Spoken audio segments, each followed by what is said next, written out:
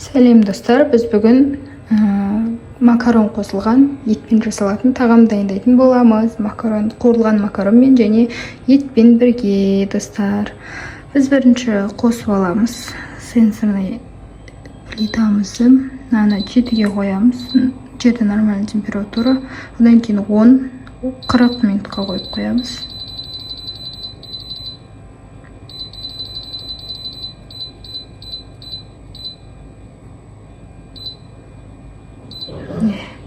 Енді мынаның ішіне жаңа жуылған, сондықтан су кепсін деп сәл күтеміз. Одан соң май құйып іске кірісеміз.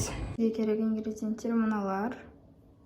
Әрқайсысы көрініп тұрған шығар. Пияз, дайын ет, қуырылып дайындалып қойған ет. Одан соң 5 картошка.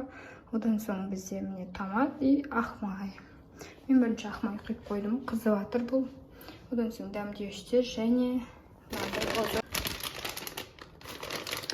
кеттік достар. Енді біз картошканы салдым. Одан кейін барып осылай 2 ас қасық салсаңыздар да болады. Немесе өз қалауларыңызға қарай салуға да болады. Біз бұның жақсылап қуырылғанын, қызарғанын, барынша пиязбен бірге барлық қызарғанын күтетін боламыз. Ал одан соң біз мына етті саламыз. Бұл дайын пісіріліп қойылған ет. Осыны салып және келесі этапқа өтеміз достар. Мен одан соң етті салдым. Одан кейін кішкене су құйып қоямыз. Осылай. Бұл да жақсылап қызару керек. Әдемі болып шығатын болады. Әрі қарайғы этапқа өтеміз. Біз енді макаронды салдық. Одан кейін қайнаған суды қосқан дұрыс. Сонда тезірек дайын болады. Дайын болуға сәл-ақ қалды. Осылай біз тұз қосатын боламыз. Жақсылап араластырамыз бұны.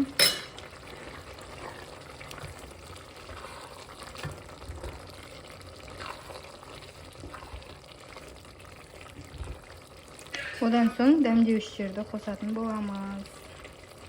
Бүкіл өзіңізге бар ұнаған дәмдеуіштердің бәрін қосып шықсаңыздар болады. И тоже айналдырамыз жақсылап тұрып. Одан соң уақыты біткенше және дәміне қарап көреміз. Піскенше қоя тұрамыз.